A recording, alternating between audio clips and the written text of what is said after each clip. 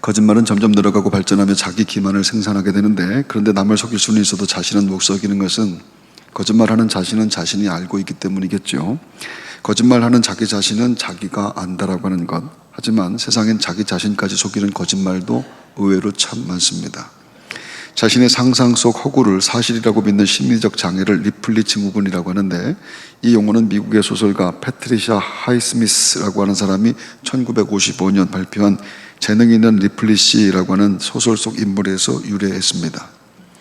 의학 용어로는 공상허언증이라고 하며, 자신이 상상하는 거짓 세계를 스스로 사실이라고 믿는 증상인데, 이 증상을 가진 사람들은 흔히 자신에게 결여된 것에 대한 컴플렉스에서 출발하는데, 거짓으로 다른 사람의 신분을 사칭하고 그 거짓말에서 스스로 위안과 만족을 느끼는 겁니다. 그리고 사실과 자신의 거짓말의 차이를 인식하지 못하는데, 거짓말이 반복되며 스스로 그것을 진실로 믿어버리게 되는 것이죠. 자기가 한 거짓말에 자신이 속아버리는 것입니다. 그런데 이것은 특정한 정신적 질병을 앓고 있는 사람에게만 국한된 것은 아닙니다. 아주 많은 사람들에게 그와 같은 증상이 나타납니다. 자기가 말하는 거짓말을 자기가 그냥 믿어버리고 그렇게 생각하고 사는 것 말입니다. 프랑스의 정신분석학자 자크 라캉은 나는 내가 존재하지 않는 곳에서 생각한다. 그러므로 나는 내가 생각하지 않는 곳에서 존재한다. 이렇게 말합니다. 다시 한번 말씀드립니다. 나는 내가 존재하지 않는 곳에서 생각한다. 그러므로 나는 내가 생각하지 않는 곳에서 존재한다. 내가 생각하지 않는 곳에서 존재한다. 생각은 인간이 다른 동물들과 구별되는 탁월한 능력인데, 근데 그것은 인간이 생각한다라고 하는 것은 별 가치가 없다라고 하는 겁니다. 진짜 인간다움이라고 하는 것은 사유와 생각보다는 욕망으로 규정된다고 하죠. 이를테면 나는 욕망한다, 고로 나는 존재한다, 이렇게 말하는 겁니다. 그리고 그 욕망은 자기의 욕망이 아니라 다른 사람들의 욕망입니다. 즉 인간의 욕망이라고 하는 것이 순수하게 나로부터 비롯되는 듯 하지만 사실은 타인들에게 보여주고 싶은 나 자신에 대한 욕망이라고 하는 것이죠. 따라서 나에 대한 나의 욕망은 타인의 시선으로부터 자유롭지 못하며 오히려 그 시선으로부터 타인들의 시선들로부터 비롯된다라고 말할 수 있습니다. 타인에게 보여지는 나 혹은 보여지고 싶은 나, 그것이 인간 삶의 목표라고 하는 것. 쉽게 말하면 잘 사는 것처럼 보이고 싶고 성공한 것처럼 보이고 싶고 예쁘게 착하게 보여지고 싶은 마음들. 인간은 그렇게 타인들에게 보이는 것 때문에 애쓰고 힘쓰며 사는 존재라고 하는 것이죠. 성공을 위한 노력도 마찬가지 물론이지만 선하고 착한 것, 심지어 종교 생활도 마찬가지라고 말합니다. 타인에게 보여지는 내 신실함과 열심, 그것을 위해서 최선을 다하며 살아가는 인간의 삶, 이렇게 말하는 것.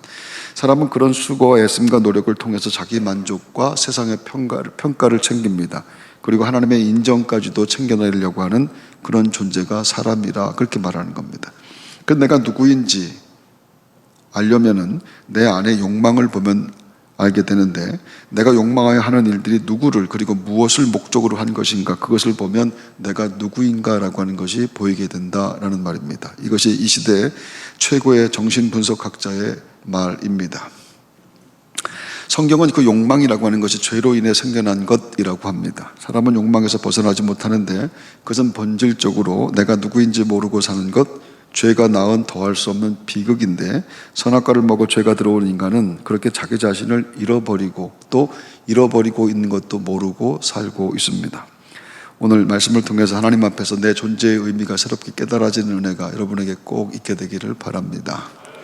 미국에 오래 사시는 분들은 이민 왔을 당시로 한국말이 끊긴 분들인데, 언어라고 하는 것은 항상 발전하게 되어 있죠. 그래서 언어를 더 이상 안 쓰게 되면은 그때까지 쓰던 언어의 수준에서 발전하지 못하고 거기에 머물게 된다라고 하는 겁니다. 발전되고 변화되는 언어를 사용할 수가 없기 때문인데, 그런 부모님 밑에서 한국말을 배운 자손들의 한국말은 더 정확하지가 않습니다. 한국말인데 한국말 같지 않은 것, 자신들이 하는 말도 무슨 뜻인지 잘 모르는 그런 2세들 혹은 3세들의 한국말이 참 많습니다. 어느 날 교회에서 어머니 환갑잔치 때문에 교회에 늦게 오신 집사님이 이렇게 말했습니다. 죄송합니다. 오늘 우리 어머니 육갑잔치가 있어서 조금 늦었습니다. 생전 처음 들어보는 단어였죠.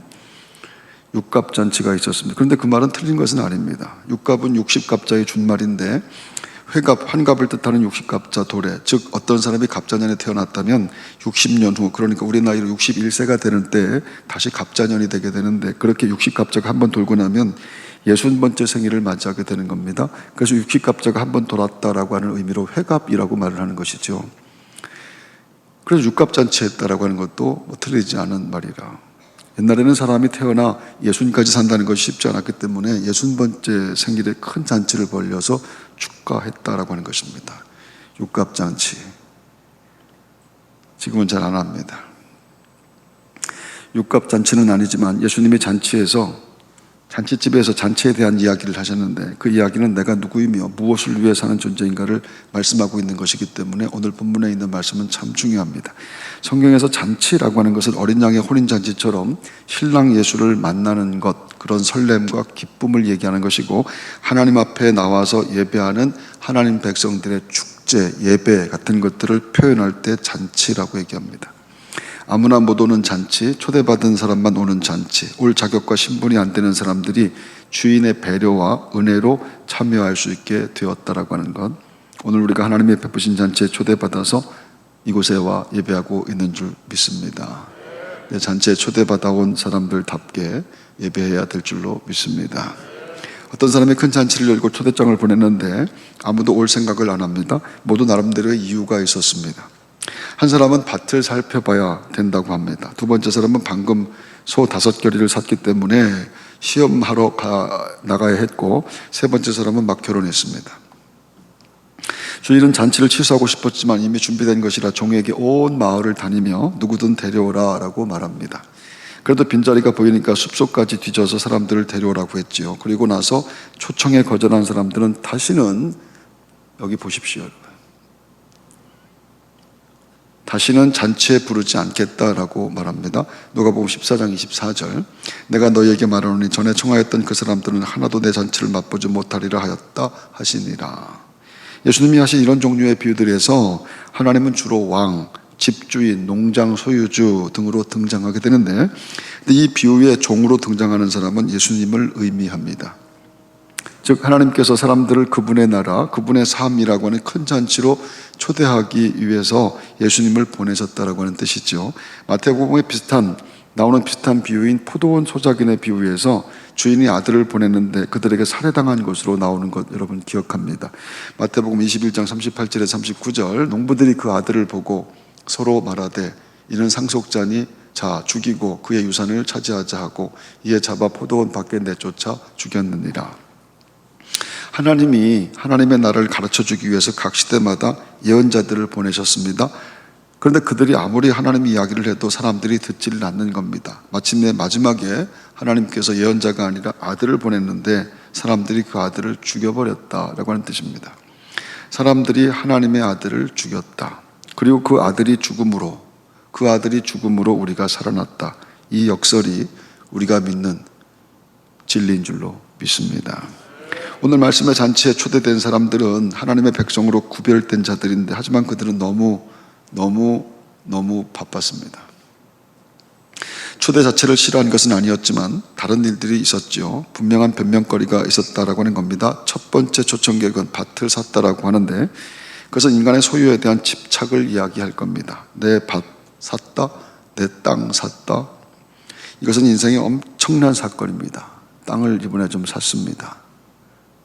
땅을 샀다라고 하는 것이 주는 그 엄청난 일, 땅을 사보셨어야 땅을 샀다라고 하는 것에 감격을 할 텐데 말입니다. 사람에게 땅을 샀다라고 하는 것만큼 엄청난 일은 그렇게 많지 않습니다. 소유에 관계된 일은 사람들에게 그 어떤 것보다도 우선되는데, 세상의 소유는 힘이고 능력이며 신분을 의미하기 때문입니다. 얼마나 소유했는가, 얼마나 가졌는가라고 하는 것, 그것을 기준으로 사람이 평가되기도 합니다. 하지만 무엇인가를 소유한다라고 하는 것은 때때로 그것에 소유당하여 있는 것을 의미하기도 하지요. 즉 내가 너무 아끼는 물건이 있는데 그것에 마음이 다 뺏겨서 내가 물건을 가진 것이 아니라 물건이 나를 소유한 것과 같은 그런 형태의 말입니다. 돈을 가진 것이 아니라 돈이 나를 가진 것과 같은 그런 집착을 의미하는 것입니다. 매스미디어에는 날마다 많은 상품들이 광고되는데, 상품에 대한 광고는 시청자로 하여금 결핍을 느끼게 하는 것이 필수적입니다. 즉 광고를 보면 꼭 내게 있어야 할 것, 지금 있어야 할 것이 빠져 있다라고 하는 생각을 만들어야 그 광고가 성공한 것이라 할 수 있는 것이죠. 그래서 세상에는 끊임없이 새로운 버전과 그리고 디자인이 나오게 됩니다. 하지만 아무리 좋은 것이 나와도 만족이라고 하는 것은 언제나 잠깐뿐입니다. 구입한 것이 모두 유용하게 사용되지도 않습니다. 정말로 내게 없는 것이라, 정말로 필요한 것이라 해서 구입한 것인데 평생 쓰지 않고 갖고만 있는 것들, 지금 여러분의 집에도 참 많습니다. 신기하게 그 어떤 신상품도 만족이 안 된다라고 하는 것, 또 다른 것을 찾게 되어 있다라고 하는 것, 어떤 놀라운 것이, 어떤 좋은 것이 나온다 할지라도 그것에 궁극적인 만족이 되는 것은 아무것도 없다라고 하는 것을 우리는 평생 체험하며 삽니다. 사람들은 채울 수 없는 것으로 영혼의 구멍을 채우려고 하는데, 그래서 너무 많은 것을 갖고 너무 많이 먹고 너무 풍성하게 누리며 살지만 늘 가난하고 늘 배고프며 늘 불편하고 늘 불쾌합니다. 사람에게 세상에 어떤 것으로 채워지지 않는 것이 있기 때문인데, 평생 인도의 빈민가에서 자기의 삶을 다 바쳐 봉사했던, 헌신했던 마더 테레사가 이렇게 말을 합니다. 서구 사회의 영적 빈곤은 캘커타 주민들의 육체적 빈곤보다 훨씬 더 심합니다. 서구에는 뼈에 사무치는 외로움과 공허함에 시달리는 사람이 수백만 명입니다. 이들은 육체가 아닌 다른 측면에서 굶주려 있지요. 그들은 돈 이상의 뭔가가 필요하다는 것을 느끼지만 그것이 무엇인지는 모릅니다. 그들에게 빠진 것은 다름 아닌 하나님과의 살아있는 관계입니다. 이렇게 말하는 겁니다. 하나님은 잔치집에 밥 먹으라고 초청하는 것이 아닙니다. 하나님은 우리에게 주실 것이 분명히 있는데, 그런데 사람들은 소유에 대한 욕심 때문에 초청을 거절하고, 또한 잔치에 왔다 할지라도 다른 것에 눈이 가 있습니다. 하나님은 분명히 우리에게 주실 것을 준비해 주셨는데 막상 잔치에 온 우리는 그것에 관심을 갖지 않고 다른 것에 눈이 가 있다라고 하는 것, 그것을 비극이라고 하는데, 그게 평생 잔치집에 오면서도 한 번도 하나님이 준비하는 것을 가져가 보지 못하는, 받아보지 못하는 비극입니다. 하나님이 부르신 잔치에는 하나님만 주실 수 있는 것이 있는데, 이 예배에 우리가 기대하는 것은 우리가 절대 준비할 수 없는 것입니다. 하나님이 준비하신 그것을 발견해야 되는 것이죠. 참 많은 것들을 준비했지만 우리가 정말로 기대하는 것은 우리가 준비한 것이 아니라고 하는 것, 오늘 그것을 꼭 얻는 잔치가 여러분에게 있게 되기를 바랍니다. 두 번째 초청객은 소를 샀다고 하는데, 소라고 하는 말은 언제나 일과 책임, 바쁨과 분주함이라고 하는 것을 생각나게 만드는 단어입니다. 소를 샀다. 사람들에게 바쁘다라고 하는 것만큼 매력적인 것이 없는데, 많은 사람이 나를 찾고 많은 곳에서 나를 필요로 한다라고 하는 것이기 때문입니다. 그것은 유능하고 필요하며 탁월한 사람이다라고 하는 의미를 말합니다. 세상은 그런 사람이 되기 위해서 경쟁하는 곳이지요. 재벌들은 밥을 제대로 먹지 못할 정도로 바빠서 하루에 2끼를 차 혹은 비행기 안에서 때운다고 합니다. 밥 먹을 시간도 없게 그렇게 바쁘게 사는데 하루 3끼를 집에서 여유 있게 먹는 사람들은 그것을 부러워합니다. 삼식이라 불리는 사람들에게 3끼를 차려줘야 되는 아내들은 점점 더 분노가 일어나게 됩니다. 그래서 바쁘려고 노력하는 것이죠. 많이 바쁘시지요? 요즘 많이 바쁘시죠? 라고 하는 인사는 덕담과 부러움과 격려를 뜻합니다. 너무 바빠서 정신이 없습니다. 저는 요즘 너무 바빠서 정신이 없습니다 라고 하는 말은 불평을 가장한 자랑질이고 잘난 척일 뿐입니다. 너무 바빠서 정신이 없습니다. 사람들은 삶의 여유가 없는 것을 기준으로 평가하여 서열을 정하기도 합니다. 바쁨이라는 함정이라는 제목의 글에 나오는 내용인데 이렇게 말합니다. 우리는 자신의 야망이나 욕구, 걱정 때문에 바쁘게 움직인다. 우리는 바쁨에 중독되었다. 그래서 바쁘지 않으면 어떻게 될까 봐 두려워한다. 그런데 사람들이 바쁜 것은 학업이나 일, 요 같은 일 때문에만은 아닙니다. 바쁘게 하는 일들은 우리의 삶에 다양하게 참 많죠. 오락이나 취미생활 때문에도 참 바쁩니다. 텔레비전이나 유튜브를 보는 시간은 상상할 수 없을 정도로 많은데 2021년 한국인 스마트폰 평균 이용 시간은 하루 3시간 40분입니다. 이 수치는 4년 전인 2017년에 비해서 무려 2배나 높아진 수치이고요. 갈 곳도 많고 볼 것도 많고 할 것도 참 많은 그런 세상을 삽니다. 현대인들이 텔레비전 보는 시간은 1년에 약 1000시간 정도이고요. 65세가 되면 10년을 텔레비전만 보고 산 것과 같은 겁니다. 컴퓨터나 스마트폰, 태블릿 등으로 온라인 활동을 하게 되면서 평생 14년 동안 인터넷에 접속되어 삽니다. 100살이 된다면, 100살을 만약에 우리가 산다고 한다면 인생의 4분의 1을 스크린 앞에 그냥 앉아 있는 겁니다. 아무것도 안 하고 스크린 앞에 그냥 앉아 있는 것. 아침에 일어나서 15분 안에 전화기를 확인합니다. 화장실 갈 때마다 반드시 휴대폰을 갖고 들어갑니다. 휴대폰이 없으면 볼일을 볼 수가 없습니다. 별로 중요한 일들이 아닌데 항상 시간이 없는 것. 바빠도 너무 바빠서 잔치에 갈 수가 없습니다. 그래서 점점 더 하나님에게서 멀어지지만 느끼지를 못하는 것이죠. 도대체 무엇이 바빠서 예배 시간에 자꾸 시계를 보시는 겁니까? 이 예배 시간 끝나도 할 일도 별로 없는데 말입니다. 별로 그렇게 중요한 것들이 없는데 말입니다. 세 번째 초청객은 장가들었다고 합니다.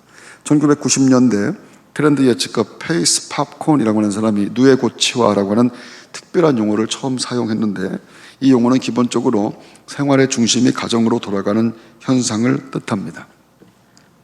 이 누에고치화, 사람들과 부대끼는데 지쳐서 이제 가족만의 안락한 보금자리로 들어간다. 운동장만한 텔레비전을 장만해 놓고 집에 틀어박혀 사는 것, 북적대는 세상에서 벗어나 가족들하고만 오붓하게 우리끼리만 살고 싶다. 여러분, 우리가 지금까지 들은 수많은 사랑에 대한 노래, 눈물을 흘렸던, 가슴을 찡하게 만들었던 수많은 사랑에 대한 노래들, 그리고 감동했던 아름다운 로맨스 영화들, 그 모든 노래와 영화의 메시지는 아주 분명합니다. 사랑하는 사람 한 명만 제대로 만난다면 모든 결핍과 공허함이 채워진다라고 하는 것이죠. 사랑하는 사람 한 명만 만나면 모든 결핍은 채워진다. 모든 쓸쓸함과 고독은 해결된다라고 하는 것. 가수 남진이 1972년 발매하여 수십 년 동안 유행한 노래가 님과 함께라고 하는 노래인데, 여러분들이 잘 모르실 텐데 제가 소개해 드리려고 합니다. 저 푸른 초원 위에 그림 같은 집을 짓고 사랑하는 우리님과 한 백년 살고 싶어.